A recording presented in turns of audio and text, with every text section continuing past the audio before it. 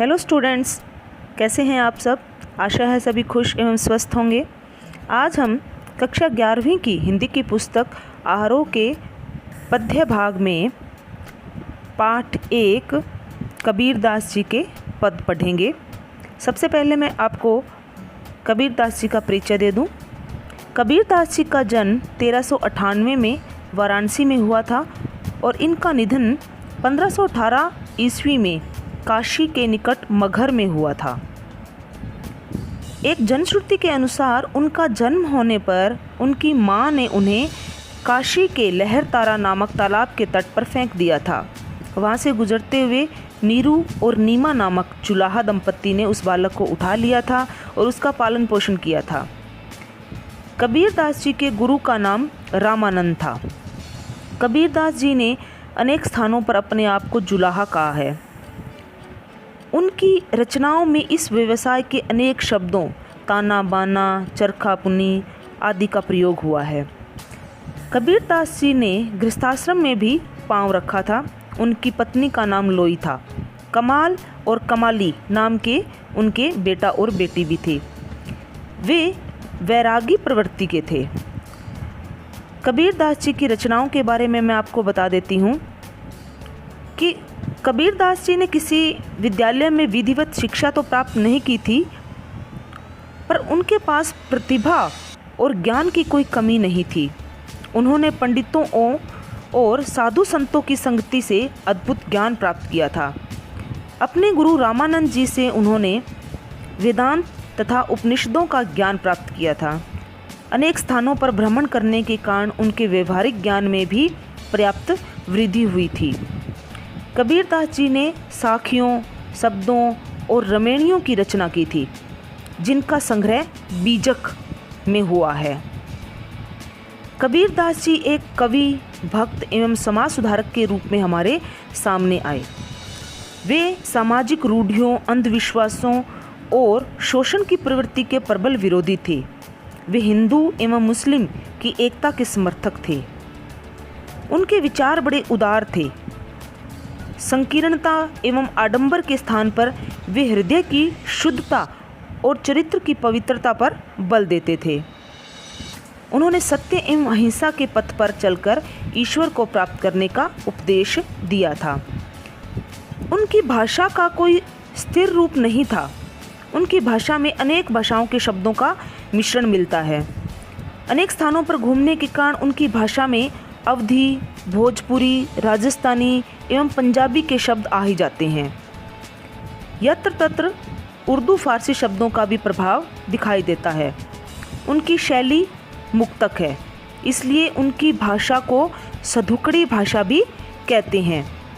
कुछ विद्वानों ने उसे पंचमेल भी कहा है। उन्होंने साखियों, रमेणियों तथा शब्दों की रचना की। उन्हें वाणी का डिक्टेटर भी कहा जाता है। तो चलिए अब हम पढ़ते हैं कबीरदास जी का पहला पद। कबीरदास जी का पहला पद है, हम तो एक एक करी जाना, दो कहें तिन्ही की दोजक, जिन नाहिन पहचाना। एके पवन एक ही पानी, एके ज्योति समाना, एके खाक गढ़े सब भांडे, एके कोहरा साना। जैसे बाढ़ी काष्ठ ही काटे, अग्नि न काटे कोई। सब घटी अंतरी तू ही, व्यापक धरे स्वरूपे सोही। माया देखी के जगत लुभाना, काहे रे नर गरबाना। निर्भय भया कछु नहीं व्यापे, कहे कबीर दीवाना। संत कबीरदास जी निर्गुण काव्य धारा के संत कवि रहे हैं। इसमें उन्होंने ईश्वर की सर्वव्यापक सत्ता को स्वीकार किया है, जिसका उन्होंने विविध उदाहरणों के माध्यम से स्पष्ट करने का प्रयास किया है। हम तो एक एक करी जाना। कबीरदास जी कहते हैं कि हमने तो ईश्वर को एक ही जाना है, अर्थात उनके एक ही स्वरूप को हमने माना है। ईश्वर की केवल एक ही सत्ता को हमने पहचाना है। दो कहे तिन्ही को दोजक, जिन नाहिन पहचाना। दोजक का अर्थ होता है नरक। जो लोग ईश्वर की एक सत्ता को स्वीकार न करते हुए उसके दो रूप मानते हैं, दोई कहे तिन्हीं को दोजख, जो उनके दो दो रूप को मानते हैं उनको दोजख की प्राप्ति होती है। दोजख अर्थात उन्हें नरक की प्राप्ति होती है, क्योंकि जिन नाहिन पहचाना है, क्योंकि उन्होंने ईश्वर को नहीं पहचाना है, ईश्वर के स्वरूप को नहीं पहचाना है। एके पवन एक ही पानी एके ज्योति समाना। कबीरदास जी कहते हैं कि इस संसार में एक ही पवन है, अर्थात एक ही पवन बहती है। एक ही पानी है वो बहता है। एके ज्योति समाना, और एक ही ज्योति में सभी जीव एकाकार हो जाते हैं, अर्थात इस संसार में बहने वाली पवन और पानी एक ही समान है, एक जैसे ही बहते हैं, और एक ही ज्योति है जिसमें सभी जीव एकाकार हो जाते हैं। एके खाक गढ़े सब भांडे एके कोहरा सानी। जिस प्रकार कुम्हार एक प्रकार की मिट्टी को मिलाकर भांडे का अर्थ होता है बर्तन, खाक का अर्थ है मिट्टी, जिस प्रकार कुम्हार एक ही प्रकार की मिट्टी से मिलाकर उसको सभी बर्तनों का निर्माण करता है। खाक का अर्थ है मिट्टी, भांडे का अर्थ है बर्तन, कोहरा का अर्थ होता है कुम्हार, कि जिस प्रकार कुम्हार एक ही प्रकार की मिट्टी को मिलाकर सभी बर्तनों का निर्माण करता है, उसी प्रकार ईश्वर रूपी कुम्हार भी पंचतत्व रूपी मिट्टी से सभी मनुष्यों का निर्माण करता है। जैसे बाढ़ी काष्ठ ही काटे अग्नि न काटे कोई। बाढ़ी का अर्थ होता है बढ़ई अर्थात खाती, काष्ठ का अर्थ है लकड़ी, अग्नि का अर्थ होता है अग्नि, आग। कबीरदास जी कहते हैं कि जिस प्रकार बढ़ई लकड़ी को तो काट सकता है, जैसे बाढ़ी काष्ठ ही काटे, कि जिस प्रकार बढ़ई सिर्फ लकड़ी को ही काट सकता है, अग्नि न काटे कोई, अग्नि को कोई काट नहीं सकता, आग को कोई काट नहीं सकता। सब घटी अंतरी तू ही व्यापक धरे स्वरूपे सोई। सब घटी का अर्थ है प्रत्येक घट में, अर्थात प्रत्येक कण में। अंतरी का मतलब होता है अंतर, भीतर। तू ही व्यापक है, तू ही वहाँ पर बसता है। धरे स्वरूपे सोई। धरे का अर्थ होता है धारण करना, स्वरूपे का अर्थ होता है स्वरूप। कवि कहता है कि जिस प्रकार बढ़ई लकड़ी को तो काट सकता है परंतु अग्नि को कोई नहीं काट सकता, ठीक उसी प्रकार प्रत्येक कण के भीतर उसी ईश्वर का स्वरूप विद्यमान है। वह अपना जो स्वरूप है वो धारण करता है। सभी के अंदर ईश्वर का वही स्वरूप व्याप्त है। माया देखी के जगत लुभाना काहे रे नर गरबाना। माया देखी के जगत का अर्थ होता है संसार, लुभाना का अर्थ होता है ललचा जाना, यानी कि लालच में आ जाना। काहे रे नर का अर्थ होता है आदमी, गरबाना का अर्थ होता है गर्व करना। माया को देखकर ये सारा संसार लालच में पड़ जाता है। काहे रे नर गरबाना, कि हे मनुष्य तुम इस माया के चक्कर में क्यों पड़ रहे हो, इस माया के चक्कर में पड़कर तुम इस पर क्यों अभिमान कर रहे हो। अर्थात ये जो मोह माया है ये संसार को अपनी तरफ लुभाती है और मनुष्य इस मोह माया में पड़ जाता है और वो इस मोह माया पर गर्व करता है, अभिमान करता है। इसलिए कवि कहते हैं कि हे मनुष्य तू इस मोह माया पर क्यों गर्व कर रहा है, क्यों अपने आप को इस लालच में डाल रहा है। निर्भय भया कछु नहीं व्यापे कहे कबीर दीवाना। निर्भय का अर्थ होता है निडर। कबीरदास जी कहते हैं कि वो तो दीवानों की भांति अब हृदय से डर को निकाल चुके हैं। अब कबीरदास जी अपने आप को दीवाना कहते हैं, जिनको अब कोई डर नहीं है, वो अब निडर हो चुके हैं और उनके मन से सारा भय है वो दूर हो चुका है। अब वो निडर होकर ईश्वर के अस्तित्व को स्वीकार करते हैं। तो इस पद में कबीरदास जी ने ईश्वर के स्वरूप का, एक ही स्वरूप का उदाहरण दिया है कि ईश्वर का एक ही स्वरूप है, प्रत्येक प्राणी में घट घट में वही विद्यमान है। जिस प्रकार एक ही पवन, एक ही पानी बहता है, एक ही प्रकार की मिट्टी से सभी बर्तनों का निर्माण होता है, उसी प्रकार परमात्मा का अस्तित्व भी सभी प्राणियों में विद्यमान है और सभी प्राणियों का निर्माण ईश्वर ने पंचतत्व रूपी मिट्टी से समान रूप से किया है। ईश्वर के इस स्वरूप को कबीरदास जी पहचान चुके हैं, इसलिए अब उनके मन में इस संसार का कोई डर नहीं है, कोई भय नहीं है। कबीरदास जी का दूसरा पद है, संतो देखत जग बौराना, सांच कहा तो मारन ध्यावे, झूठे जग पतियाना। नेमी देखा धर्मी देखा, प्रात करे स्नाना, आत्म मारी पखा नहीं पूजे, उनमें कछु नहीं ज्ञाना। बहुतक देखा पीर औलिया, पढ़े किताब कुराना, के मुरीद तदबीर बतावे, उनमें उहे जो ज्ञाना। आसन मारी डिम्ब धरी बैठे, मन में बहुत गुमाना। अब इस पद के माध्यम से कबीरदास जी बाह्य आडंबरों और समाज में जो जातिगत भेदभाव है, जो प्रपंच है, उनका विरोध करते हैं। संतो देखत जग बौराना। कबीरदास जी कहते हैं कि हे संतों, हे सज्जनों, देखो ये संसार तो बौरा गया। बौराना का अर्थ होता है बावला होना, कि मैंने तो इस संसार को देख लिया है, यह संसार तो बावला हो गया है। सांच कहा तो मारन ध्यावे, झूठे जग पतियाना। सांच का अर्थ है सत्य, मारन का अर्थ है मारना, ध्यावे मतलब आवे, मारने को आवे। झूठे जग पतियाना, पतियाना का अर्थ है विश्वास करना। कबीरदास जी कहते हैं कि यदि मैं इस संसार को सत्य बात कहता हूँ तो यह मारने को दौड़ता है, अर्थात सच्ची बात इसे बुरी लगती है, और झूठी बात पर यह जल्दी से विश्वास कर लेता है, अर्थात सच इसे कड़वा लगता है, इसलिए यह मारने को दौड़ता है और झूठी बात पे जल्दी से विश्वास कर लेता है। ऐसे संसार का कोई भरोसा नहीं है। नेमी देखा धर्मी देखा, प्रातः करे स्नाना।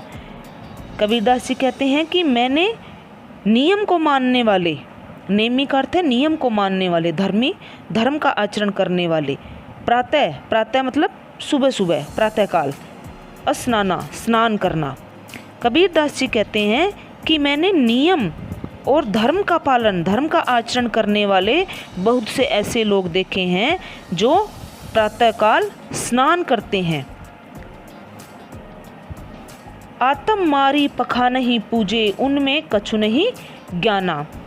वो आत्मज्ञान से रहित होते हैं, उनके अंदर आत्मज्ञान नाम की कोई चीज़ नहीं होती। वे दिखावा करते रहते हैं, वे आत्म तत्व को छोड़ देते हैं और उन्हें कोई इस चीज़ का ज्ञान नहीं होता। बहुतक देखा पीर औलिया, पढ़े किताब कुराना। कबीरदास जी कहते हैं कि उन्होंने बहुत सारे ऐसे लोगों को देखा है, ऐसे धर्म गुरुओं को, सिद्ध पुरुषों को और फ़कीरों को देखा है जिन्होंने बहुत सी किताबें, किताब का अर्थ होता है किताबें, कुराना का अर्थ होता है इस्लाम धर्म की एक धार्मिक पुस्तक है जिसका नाम है कुरान शरीफ। तो कबीरदास जी कहते हैं कि उन्होंने ऐसे कई धर्मगुरु, ऐसे सिद्ध पुरुष, ऐसे फ़कीर देखे हैं जो बहुत सी किताबें और कुरान पढ़े हुए हैं। के मुरीद तदबीर बतावे, उनमें उहे जो ज्ञाना। तदबीर का अर्थ होता है उपाय। कबीरदास जी कहते हैं कि वे लोग, वे धर्मगुरु ऐसे बहुत सारे उपाय बनाते हैं, ऐसे बहुत सारे उपाय बताकर अपने शिष्य बनाते हैं और उन शिष्यों के अंदर वो अपना दिखावटी ज्ञान है वो भरने का प्रयास करते हैं।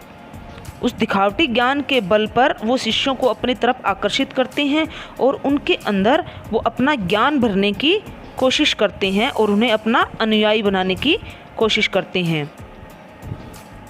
आसन मारी डिम धरी बैठे, मन में बहुत गुमाना। वे लोग आसन लगाकर समाधि की मुद्रा में, डिम धरी का अर्थ है आडंबर करके, वे लोग आसन लगाकर समाधि की मुद्रा में बैठने का आडंबर करते हैं। ध्यान लगाने का आडंबर करते हैं, दिखावा करते हैं, मन में बहुत गुमाना, लेकिन उनके मन में बहुत सारा अहंकार भरा रहता है। वे ऊपरी तौर पर तो आसन लगाते हैं और समाधि की मुद्रा में बैठते हैं, लेकिन उनके मन में बहुत सारा गुमान, बहुत सारा आडंबर, बहुत सारा अहंकार भरा रहता है। पीपर पाथर पूजन लागे तीर्थ गर्व भुलाना।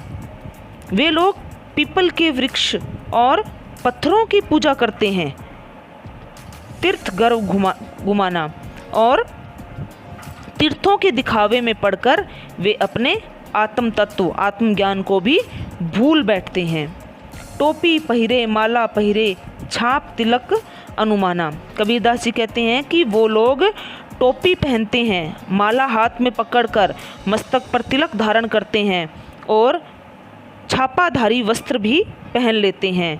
ऐसे वस्त्र जिनके ऊपर धार्मिक छापे लगे होते हैं, ऐसे छापाधारी वस्त्र पहन लेते हैं और ईश्वर को पाने की कोशिश करते हैं। ये सब दिखावा, टोपी पहनना, माला पहनना, छाप तिलक लगाना, इन सब दिखावों से वो ईश्वर को प्राप्त करना चाहते हैं और ईश्वर को पाने की कोशिश करने का दिखावा करते हैं।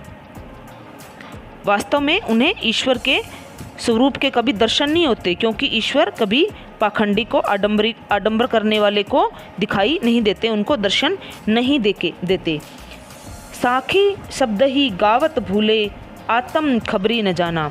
वे लोग साखी और शब्द गा कर, शब्द का अर्थ होता है, जब गुरु अपने शिष्य को दीक्षा देते हैं तो वो एक मंत्र देते हैं जिसे शब्द कहा जाता है। तो वे लोग साखी और शब्द गा कर ईश्वर को पाने का जो रास्ता है वो बताते रहते हैं। उस बुलावे में वो लोग खोए रहते हैं, क्योंकि उन साखियों और शब्दों को गा कर कभी भी ईश्वर को प्राप्त नहीं किया जा सकता। वे अपने भीतर स्थित आत्म तत्व रूपी ईश्वर को ढूंढने का कोई प्रयास नहीं करते। उस ईश्वर तत्व की उन्हें कोई खोज नहीं होती। वो तो साखियाँ और शब्द गा कर ईश्वर को प्राप्त करना चाहते हैं, जो कि उन्हें कभी भी प्राप्त नहीं होता। हिंदू कहे मोहि राम प्यारा, तुर्क कहे रहीमाना। हिंदू धर्म का जो अनुयायी है वो कहता है कि राम हमारा है, राम हमें बहुत प्यारा है। तो मुसलमान धर्म का, तुर्क का अर्थ है मुसलमान, जो मुसलिम धर्म को मानने वाला मुसलमान है वो कहता है कि रहमान हमारा है, रहमान हमें प्यारा है। आपस में दो लरी लरी मुए, मरम न काहू जाना। लरी लरी का अर्थ है लड़ लड़ कर, मुए का अर्थ है मर जाना। दोनों आपस में ही इस बात पर लड़ लड़ कर मर जाते हैं।